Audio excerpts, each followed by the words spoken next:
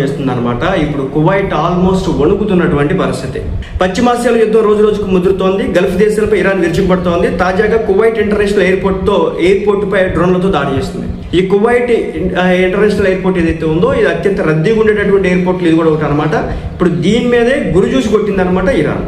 ఈ దాడుల వల్ల కువైట్ ఎయిర్పోర్ట్ రాడార్ వ్యవస్థ ధ్వంసమైంది. మొత్తం కూడా మంటలు ఎగిసి పడుతూ ఉన్నాయి. రాడార్ వ్యవస్థ ధ్వంసం ఏంటంటే మళ్ళీ దాన్ని బిగించుకోవడానికి చాలా కాలం బట్టి చాలా డబ్బులు కూడా అవుతాయి అన్నమాట.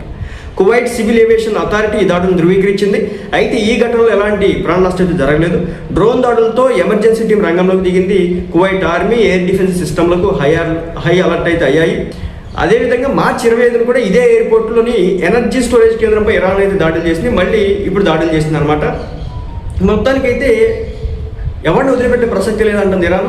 కువైట్ ఎయిర్పోర్ట్ మీద దాడి అంటే మరి అమెరికా ఏం భాగాలు తీస్తుందో అర్థం కావట్లేదు. ఇవన్నీ అమెరికాకి మిత్ర దేశాలు. కేవలం ఇజ్రాయెల్ ప్రొటెక్షన్ మాత్రమే అమెరికా చేస్తూ ఉంది.